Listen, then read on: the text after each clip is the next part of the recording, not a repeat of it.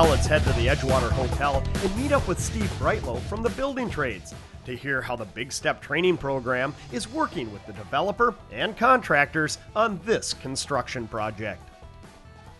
Well, Steve, it's finally upon us, the Edgewater Hotel project, and what an undertaking. I bet you're happy to see it under construction. Yeah, it's almost surreal after all the years of working on getting this project approved to see it really coming out of the ground, up 13 floors, and just you can really see it taking shape, and it's going to be a tremendous project. And just looking around, even at this stage, there's a lot of different trades involved.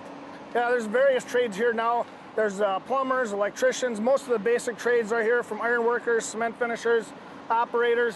Many of the trades are engaging as the concrete floors get poured. Once those get done, more and more mechanicals and numbers of employees doing the mechanical fill-ins. And you know, as I look over there, that's obviously brand new, but I know you and I have talked, they're actually blending it with the older buildings as well. It's got to be challenging for all the trades. Yeah, it's a fairly unique challenge to have this much of an undertaking of two tremendous projects in their own, but they're all combined with another project from a different generation in the middle. So we have a 40s building, a 70s building, and a brand new building, and they're all going to be coordinated to blend together and look nice, and it's going to be a great piece for the city going forward. Sure, the end result's going to be spectacular, state of the art. It's going to be, I'd venture to say, iconic for the city of Madison right here in the shores of Lake Mendota. But do you find, I mean, you can speak for the plumbers, is it challenging when you have to come into a structure like this, 1940s era building? No, there is definitely more challenges working with the old. Everybody appreciates the history of things, but it does limit some of the options you have. You still have the old framework, can't have quite the modern size shape in rooms. So with the new structure, it's a lot more wide open to what you can do and fit stuff in, and it's just going to be more easy to modernize the new part than working with the old and the lower ceilings and everything else. Now, to get to this stage, obviously, it took an awful lot, and there's a lot that people don't realize that was going on behind the scenes and still is. Well, this project's been in the works for years trying to get approval. A very unique thing about this developer, as part of their approval process and getting this project undergoing, was they put in place what's called the Community Workforce Agreement. And part of that agreement is we have targeted populations. We're trying to get more people from the community on the project.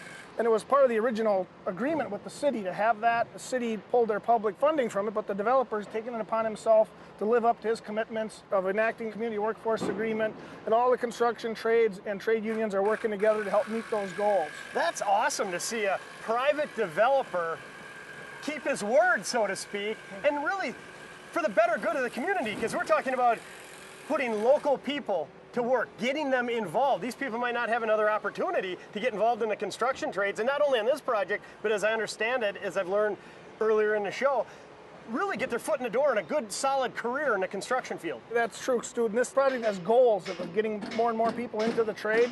And what we've done very recently, we've actually developed a new relationship with a group called WRTP Big Step, working with local CBOs called the START program and others that are going to help recruit those folks into this project and start their careers. Well, it's going to be great for those folks, great for the community as a whole. Can we go over to that building and take a bird's eye view, look down in that big hole over there and see what your plumbers are up to? I love to. I'm excited to see what they're up to as well. Wow, Steve, this is a pretty spectacular hole in the ground. I can see some soil nailing to stabilize the soil over there. What is that concrete wall over there? That's actually the foundation of the National Guardian Life building, and then the rest of the hole is the parking structure that's going to tie the three Edgewater buildings together, and it's also going to be tied together with NGL, and it'll be one big parking structure. Wow, that's a great case in point of the partnership. Just one of them that was needed to create this project. Yeah, this was a very crucial and intense development to get approved, and then now it's coming out of the ground, and it's going really well, and it's great to see it all being coordinated. Well, as I look down there, I don't see a whole lot of plumbing because it's getting buried already, but I do see some, looks like waste lines over there.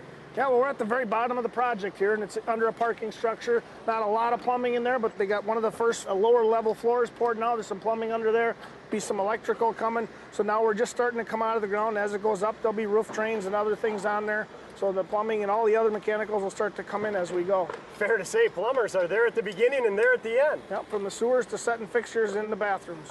Well, you know, throughout today's show, we've been talking about the WRTP Big Step community workforce, trying to get people who otherwise didn't have the opportunity to get into the trades. And when I look at a project of this magnitude, it seems to me you really need this in order to get people into the trades that otherwise wouldn't have the opportunity to. Well, this is a great project for getting into the trades. It's a big project, it's very complex. There's gonna be hundreds of construction workers on here. So we always try to recruit women and minorities into the trades, and hats off to the developer for actually having a workforce agreement for the project that has target goals, target populations. We're trying to recruit people into the trades so that we can keep skilled tradespeople in the pipeline. When you think about getting new recruits into the trades, it costs money to do that. I mean, it's just not, hey, you on the street, come on in here and work. I mean, it takes money and time to train them properly. Well, everybody here from the developer to every subcontractor to train apprentices, that's an important thing that's crucial to the construction industry. If we don't bring new people into the trades, the skill of our workforce will diminish. So responsible developers, contractors, and subcontractors understand that apprenticeship's the only way to keep them in business for the long haul. This is a super project that helps accentuate the point of apprenticeship and bring new people into the trades. And you bring up an excellent point there.